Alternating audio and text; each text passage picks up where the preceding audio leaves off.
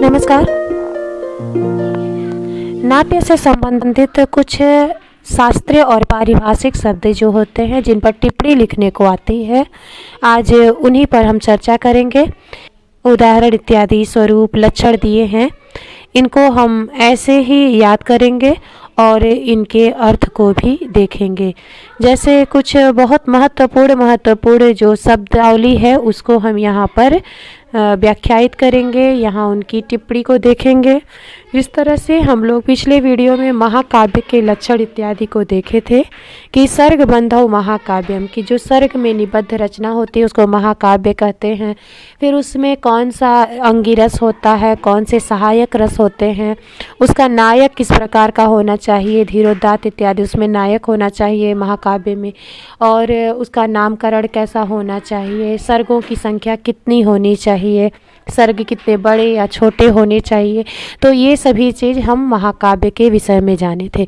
इसी तरह से अगर नाटक पे आ जाता है टिप्पणी लिखने को कि नाटक क्या है या नांदी क्या है, मंगलाचरण को समझाइए, पूर्वरंग क्या है या सूत्रधार किसको कहते हैं, नेपथ्य क्या है, प्रस्तावना क्या है, विस्कंभक क्या है, उसके अंतर्गत जो विस्कंभक के दो भेद हैं, मिश्र विस्कंभक और संकीर्ण विस्कंभक, प्रवेशक, प्रकाश, स्वगत, अपवारित, आकाश भाषित, कांचुकीय, विदूषक इत्यादि जो शब्द हैं, नायक क्या है, इन सभी को अगर हम लोग एक टिप्पणी के माध्यम से यहाँ पे स्पष्ट करेंगे।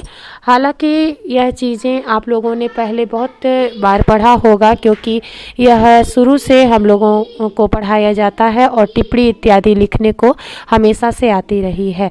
और संभावना है कि जो राजकीय इंटर कॉलेज प्रवक्ता परीक्षा मुख्य परीक्षा होगी उसमें भी लघु अति लघु प्रश्नों के अंतर्गत इस तरह के प्रश्न आने की पूरी संभावना है। तो चलिए हम लोग आज के इस वीडियो में इसी चीज़ को अच्छे से समझते हैं। इन जो परिभाषाएं हैं, जो स्वरूप हैं, जो लक्षण हैं, इनको हम लोग ऐसे ही याद करेंगे और इनको समझने का प्रयास करेंगे। तो चलिए शुरू करते हैं। सबसे पहला हमारा आज का जो शब्द है वह है नाटक। तो नाटक क्या है इसको समझेंगे।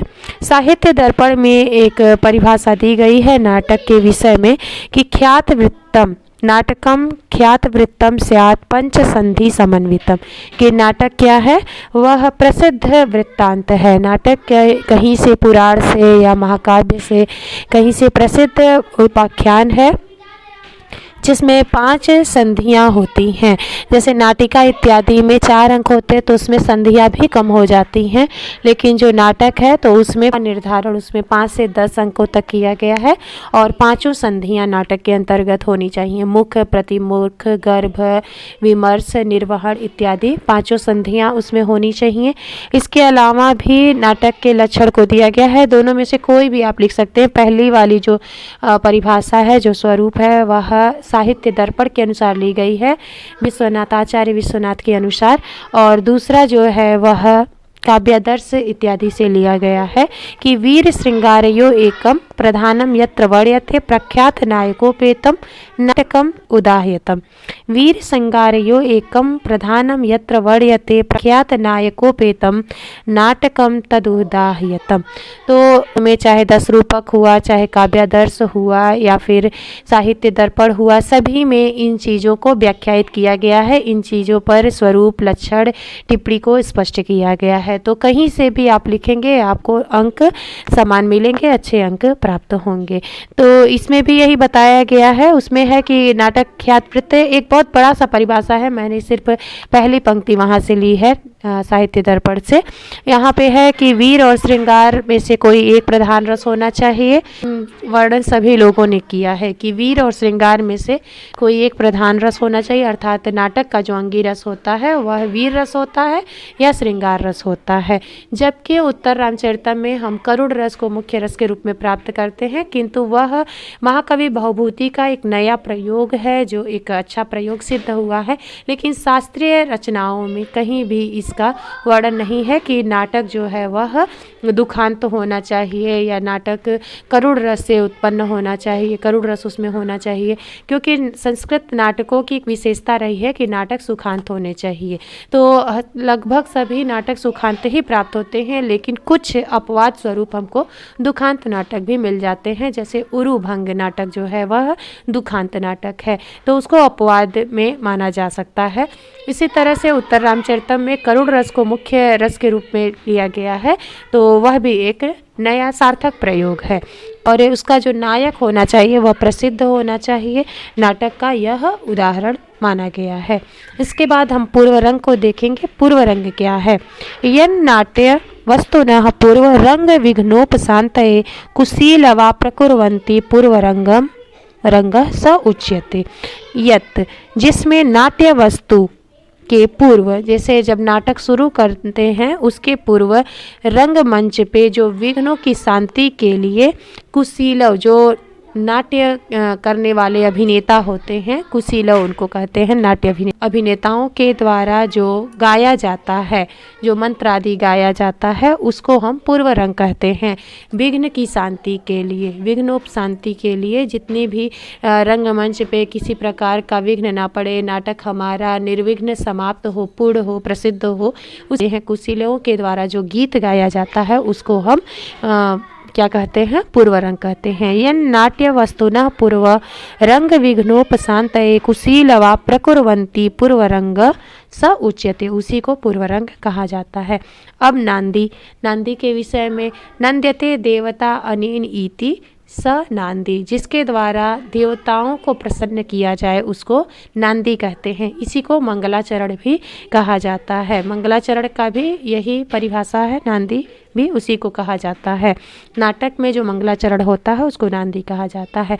आशीर्वचन संयुक्ता स्तुति यस्मात् प्रयोज्यते देव द्विज नृपादीनाम तस्मान नांदी इति संगीता, जो आशीर्वादात्मक वचनों से संयुक्त हो, नमस्कारात्मक वचनों से संयुक्त हो, वस्तु निर्देशात्मक वचनों से संयुक्त हो, जिसमें प्रशंसा इत्यादि की गई हो, देवता की, किसी ब्राह्मण की, ब्रह्म की या राजा की, देवता की, विद्वान की और राजा की, जिसमें स्तुति की गई हो, प्रशंसा की गई हो, उस आशीर्वादात्मक वचन को, उस नमस्कारात्मक वचन को, उस वस्तु निर्देशात्मक वचन को नांदी नाम से जाना जाता है।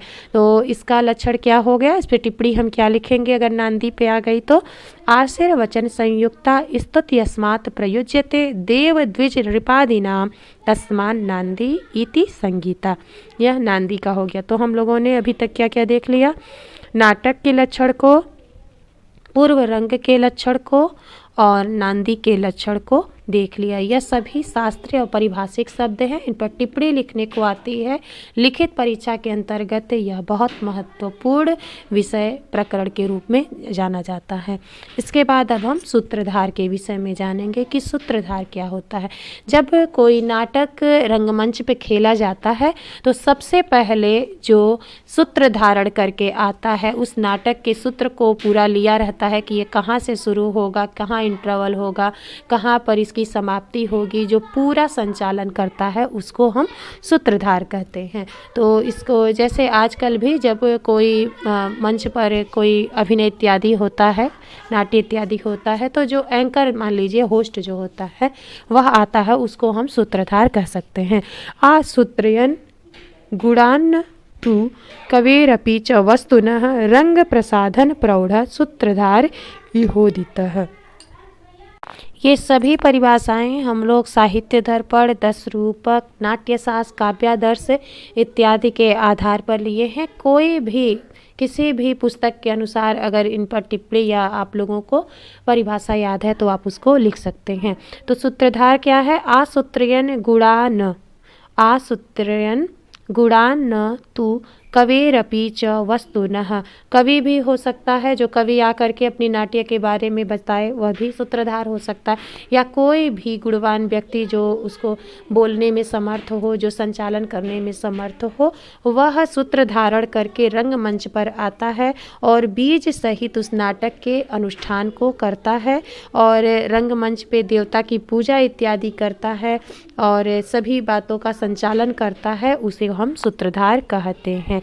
यह उदिता सूत्रधार, यह उदिता इसको हम सूत्रधार कहते हैं। आसूत्रयन गुणान तु कवेरपि च वस्तुना, विषय वस्तु को जो समझाता है, जो रंगमंच पर देवता की पूजा इत्यादि करता है, जो बीज सहित संपूर्ण नाटक के अनुष्ठान को करता है, उसको हम सूत्रधार कहते हैं। इसके बाद अब नेपथ्य को देखते हैं। नेपथ्य क्या है? तो नेपथ्य की परिभाषा है, नेपथ्य का स्वरूप है, लक्षण है, कुशीलव कुटुम्बस्य स्थलम नेपथ्यम उच्यते। कुशीलव हम लोगों ने जाना जो नाट्य अभिनेता होते हैं, जो अभिनय करते हैं उनको हम कुशीलव कहते हैं। कुशीलव कुटुम्बस्य स्थलम नेपथ्यम उच्यते। अभिनेताओं का जो घर है, जहाँ पे वह साज सज्जा की तैयारी करते हैं, नाट्य के होने के पहले जो भी हमको तैयारी इत्यादि करनी होती है, वह कहते हैं। तो जहाँ अभिनेतागण अभिनय के लिए उपयोगी साधन, वेशभूषा आदि एकत्र करते हैं, जहाँ कुशीलव लोग अर्थात कुशीलव का कुटुंब, जो अभिनेताओं का जो घर है, मतलब वहाँ पे पर्दे के पीछे का जो घर है, उसको हम नेपथ्य कहते हैं। पर्दे के पीछे को नेपथ्य कहते हैं। जहाँ अभिनेतागण अभिनय के लिए उपयोगी साधन, वेशभूषा आदि को एकत्र करते हैं, उसे नेपथ्य कहते हैं। कुशीलव कुटुम्बस्य स्थलम नेपथ्यम उच्यते। अब प्रस्तावना को देखते हैं। प्रस्तावना और आप स्थापना या आमुख तीनों एक ही चीज़ है, तीनों समान अर्थ हैं। उसी को हम प्रस्तावना भी कहेंगे, उसी को स्थापना भी कहेंगे, उसी को आमुख भी कहेंगे। अब क्या है इसकी परिभाषा, इस पर हम क्या टिप्पणी लिखेंगे? सूत्रधारो नटी ब्रूते मारिशम वा विदूषकम स्वकार्य प्रस्तुताक्षेपी चित्रोक्त्या यत् आमुखम। सूत्रधार, जो सूत्रधार अभी हम लोगों ने बताया कि सूत्रधार जो सूत्र धारण करके आता है नाटक पर, रंगमंच पर, और बीज से लेकर के शुरुआत से लेकर अंत तक जो वहाँ खड़ा रहता है, नाटक के संचालन को देखता है, संचालन करता है, उसको सूत्रधार कहते हैं। अब जब शुरुआत में प्रस्तावना मतलब जब भूमिका नाटक की दी जाती है, उस समय सूत्रधार नटी से, जो सूत्रधार की पत्नी होती है, वहाँ पहले तो सूत्रधार और उसकी पत्नी को नटी कहा जाता था, लेकिन अब तो जैसे उसकी सहायिका भी हो सकती है। एक सूत्रधार होता है और उसकी एक सहायिका होती है। तो सूत्रधार अपने सहायिका के साथ या उस सहायक के साथ, मारिशम मतलब पारिपार्श्विक जो, और दूसरा उस सहायक होता है, या विदूषक से जो बात करता है, स्व कार्य प्रस्तुतता छेपी, अपने कार्य को बताते हुए या किसी चित्र इत्यादि को दिखाते हुए नाटक की जो भूमिका बताता है, उस भूमिका को हम आमुख, स्थापना या प्रस्तावना कहते हैं। क्या होगा? अब देखिए, सूत्रधारो नटी ब्रूते मारिशम वा विदूषकम स्वकार्य प्रस्तुताक्षेपी चित्रोक्त्या यत् आमुखम। अर्थात प्रस्तावना या आमुख या स्थापना उसे कहते हैं जहाँ सूत्रधार नटी, मार्स या विदूषक से बात करता है। नटी मतलब जो या तो सूत्रधार की पत्नी होगी या कोई रंगमंच पर उसका संचालन करते समय उसकी सहायिका होगी। तो सूत्रधार नटी से या मार्स से, मार्स मतलब जो पारिपार्श्विक होता है, उसका सहायक होता है सूत्रधार का, या विदूषक के साथ किसी चित्र आदि को दिखाते हुए और कथा का निर्देश करता है, कथा की भूमिका को बताता है, उसे हम प्रस्तावना या स्थापना करते हैं। तो स्थापना किसे कहते हैं? जहाँ सूत्रधार नटी, मार्स या विदूषक से बात करता है और नाटकीय कथा का निर्देश करता है, कथा की भूमिका बताता है, कथा का आरंभ बताता है कि अब क्या होने वाला है और हम क्या करने जा रहे हैं, इसको प्रस्तावना कहा जाता है। इसके बाद विस्कंभक, यहाँ पे मिश्र विस्कंभक दिया हुआ है। सबसे पहले विस्कंभक को जानते हैं कि वृत्तवर्तिष्यमाणानां कथा अंशानां निर्दर्शकम संक्षिप्तार्थस्तु विस्कंभकम आदाव अंकस्य दर्शितः। वृत्त मतलब बीता हुआ, वर्तिष्यमाणा मतलब होने वाला, क्या हुआ और क्या होने वाला, कथा के अंशों को बताने वाला जो अंश होता है उसको विस्कंभक कहा जाता है। तो क्या हुआ और क्या होगा के अंशों को बताने वाला जो है वह विस्कंभक कहा जाता है। संक्षेप में संक्षिप्तार्थस्थ विस्कंभक आदाव अंकस्य दर्शिता है। किसी अंक के आरंभ में यह संक्षेप में वर्णित होता है। विस्कंभक क्या होता है? किसी अंक के आरंभ में होता है, उसको हम विस्कंभक कहते हैं। मध्यमीन मध्यमाभ्याम व मध्यम पात्र से जब बात करता है, कहानी को ये संक्षेप में बताता है कि अभी तक क्या हुआ या क्या होगा, तो उसको हम शुद्ध विस्कंभक कहते हैं। शुद्ध स्यात् तु संकीर्ण नीच मध्यम कल्पिता। और संकीर्ण विस्कंभक क्या होता है? जब नीच पात्र और मध्यम पात्र के बीच का वार्तालाप होता है, उसको संकीर्ण विस्कंभक कहते हैं। तो विस्कंभक दो प्रकार का होता है, शुद्ध विस्कंभक और संकीर्ण विस्कंभक। तो मध्यम पात्र से जब बात करेगा तो उसको क्या कहेंगे? शुद्ध विस्कंभक कहेंगे। मध्यम पात्र जब नीच पात्र से, जैसे मध्यम पात्र क्या हुआ? एक तो नायक नायिका हो गए तो सबसे सर्वोत्तम पात्र हो गए। नायक का जो सहायक या सहायिका होती हैं, जैसे सखी या विदूषक इत्यादि जब बात करते हैं किसी कथा के बारे में, किसी कथा के विषय में बात करेंगे तो उसको शुद्ध विस्कंभक कहेंगे।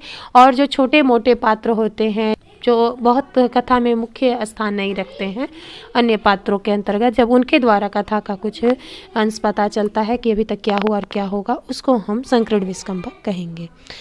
आशा है आप लोग को समझ में आ रहा होगा। जहाँ नहीं आएगा वहाँ आप लोग इसको कमेंट करिएगा।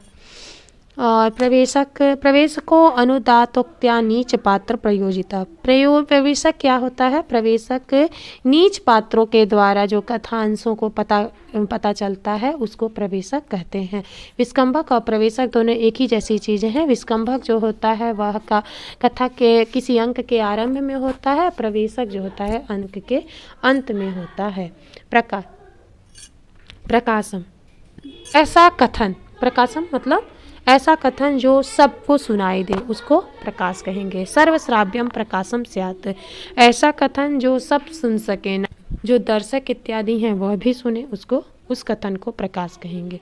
स्वगत, कुछ कथन नाटक इत्यादि में ऐसे होते हैं जो वहाँ पे रंगमंच पे अन्य लोग उसको नहीं सुन पाते हैं। दर्शक सुनता है, जो बोल रहा है वह मन में बोल रहा है और दर्शक को सुनाई दे रहा है, लेकिन वहाँ पे अगल बगल जो लोग हैं नाट्य मंच पर, उन्हें नहीं सुनाई देता है। तो अश्राव्यम, यहाँ प्रश्राव्यम दिया है, मिसप्रिंट है।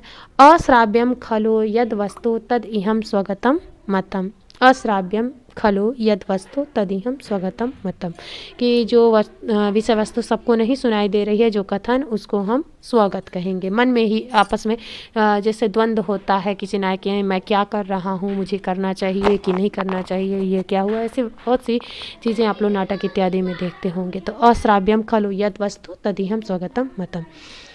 अपवारित मतलब रहस्य कथन, ऐसा कथन जो किसी एक अपने जानकार से कहा जा रहा है, सब न सुनने पाए, वहीं अगल बगल के जो मंच पे लोग होंगे वह नहीं सुनेंगे, और केवल दर्शक तो सभी कुछ सुनता है। दर्शक तो स्वागत को भी सुनेगा, प्रकाश को भी सुनेगा, अपवारित को भी सुनेगा, लेकिन वहाँ नाट्य पे जो अन्य लोग हैं वह नहीं सुनने, ऐसा अभिनय किया जाता है। अपवारित, छिपा करके, अपवारित मतलब छिपा कर। रहस्य कथ्यते अन्यस्य परावृत्तापवारितम, रहस्य कथन को जब किसी अन्य लोगों से छिपा करके कहा जाता है, उसको अपवारित कहा जाता है। अब आकाश भाषित को देखते हैं।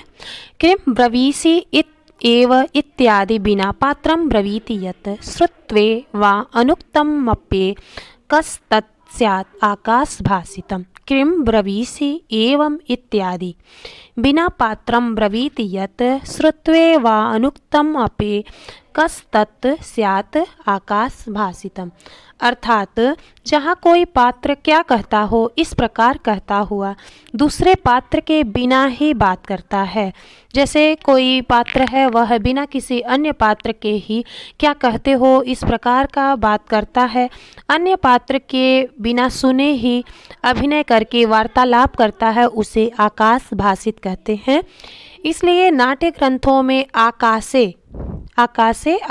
में शब्द प्रयुक्त होता है। ऐसा माना जाता है कि आकाश से भी शब्द निकलते हैं।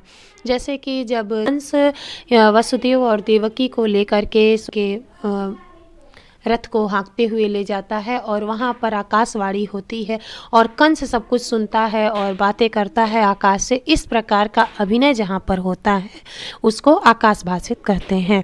तो किम ब्रवीसि एवं इत्यादि बिना पात्रम ब्रवीत यत् श्रुत्वेव अनुक्तम अपि कह तत् स्यात् आकाश भाषितम। जहाँ कोई पात्र क्या कहते हो इस प्रकार का कहता हुआ दूसरे पात्र के बिना ही बात करता है और अन्य पात्र के बिना बात सुनने का अभिनय भी करता है, वार्तालाप करता है, उसे आकाश भाषित कहते हैं। कांचुकीय, कांचुकीय किसे कहते हैं? अक्सर नाटकों में कांचुकीय शब्द का प्रयोग होता है कि ये नित्य सत्य संपन्ना काम दोष विवर्जिता ज्ञान विज्ञान कुशला कांचुकीयास्तु ते स्मृता। जो नित्य, जो हमेशा सत्यवादी हो, काम दोष इत्यादि भावनाओं से जो दूर हो, ज्ञान और विज्ञान में जो कुशल हो, उसको कांचुकी कहा जाता है। कांचुकी की और भी परिभाषा कि अंतःपुरचरो वृद्धो विप्रो गुणगणान्वितः सर्व कार्यार्थ कुशल कांचुकी इति अभिधीयते। कि जो अंतःपुर तक विचरण कर सकता हो, जो वृद्ध हो, ब्राह्मण हो, गुणों से समन्वित हो, सभी कार्यों में कुशल हो, उसको कांचुकी कहते हैं। तो यह भी कांचुकी की परिभाषा है, यह भी उसका लक्षण है। और यहाँ पर जो लक्षण है वह इस प्रकार है, ये नित्य सत्य संपन्ना, जो सत्यवादी हो, काम ज्ञान विज्ञान कुशला कांचुकी यास्तु ते स्मृता। उसको कांचुकी जानना चाहिए, जो ज्ञान विज्ञान सभी में कुशल हो, नित्य सत्य संपन्न हो, काम दोष आदि से दूर हो, काम आदि दोषों से जो परे हो, उसको कांचुकी वृद्ध ब्राह्मण को कहते हैं।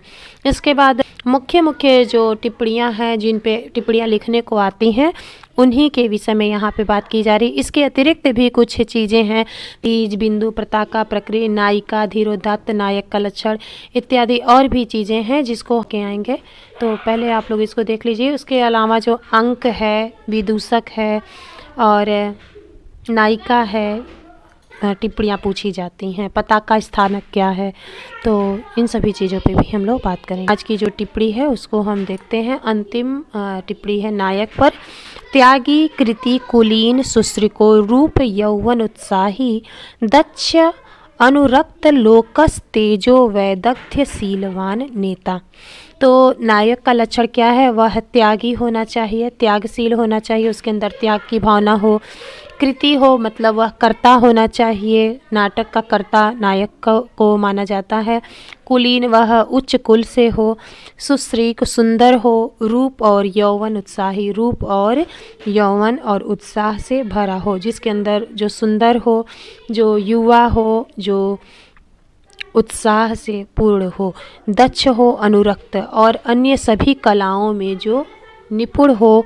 लोक तेजो वैदग्ध्य, अपनी विद्वता से और तेज से जो सभी कलाओं को पूर्ण किया हो।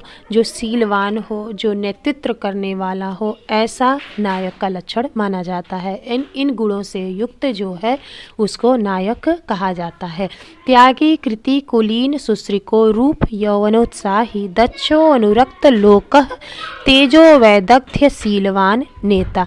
वैदग्ध्य मतलब जो विद्वान हो, सभी तरह से निपुण हो, शीलवान हो, नेता हो, तेज से भरा हुआ हो और सभी कलाओं में निपुण हो, त्यागवान हो, कर्ता हो, कुलीन हो, सुंदर हो, रूपवान हो, युवावस्था में हो और उत्साह से परिपूर्ण हो, उसको हम नायक कहेंगे। तो आशा है आज के जितनी भी टिप्पणियाँ हम लोगों ने देखी उन पर आप अच्छे से अध्ययन कर लिए होंगे, आप लोगों को अच्छे से समझ में आया होगा। हम लोगों ने नाटक को जाना कि नाटक क्या है, उसमें कितने अंक होने चाहिए, उसमें रस कैसा होना चाहिए, उसका नाटक कैसा होना चाहिए। पूर्व रंग क्या है, जो नाट्य अभिनेताओं के द्वारा जो रंगमंच पे विघ्न की शांति के लिए गीत गाया जाता है उसको पूर्व रंग कहते हैं। नांदी किसको कहते हैं? मंगलाचरण को नांदी कहते हैं। सूत्रधार किसको कहते हैं? जो सूत्र धारण करता है, जो एंकर कहा जा सकता है, जो संचालन करता होता है उसको सूत्रधार कहते हैं। और नेपथ्य किसको कहते हैं? जो पर्दे के पीछे का जो स्थान है रंगमंच पे उसको नेपथ्य कहते हैं। प्रस्तावना किसको कहते हैं? कहानी का जो यहाँ पे शुरुआत होता है, जहाँ भूमिका बताई जाती है, कथा का निर्देश किया जाता है सूत्रधार के द्वारा। वह नटी और अपने सहायकों से जो कहानी के विषय में बात करता है शुरुआत में, उसको हम प्रस्तावना कहते हैं। विस्कंभक किसको कहते हैं? जो भूत और भविष्य के बातों को संक्षेप में बताया जाता है किसी अंक के माध्यम से, उसको विस्कंभक कहते हैं। प्रवेशक भी वही चीज़ है, नीच पात्र के द्वारा, छोटे पात्रों के द्वारा जो बताई जाती है कहानी इत्यादि उनको। और प्रकाश है ऐसा कथन जो सभी लोग सुने, ऐसा कथन जो केवल मन में हो स्वगतम, ऐसा कथन जो अन्य लोगों से छिपा करके किसी एक व्यक्ति से रहस्य के रूप में कहा जाए, राज की बात, उसको अपवारित कहा जाएगा। आकाश भाषित ऐसा कथन जो आकाश से बातें की जाती हैं, जिसमें ऐसा पात्र केवल आकाश से बात करता है और सुनता है, अभिनय करता है। कांचुकी जो एक वृद्ध विश्वास पात्र कांचुकी होता है। नायक क्या है? तो आज आप लोगों ने इन सभी बातों को जाना। आगे फिर इसी तरह से किसी महत्वपूर्ण विषय को लेकर के आप लोगों के समक्ष प्रस्तुत होंगे। आज के लिए बस इतना ही। नमः संस्कृताय, नमो नमः।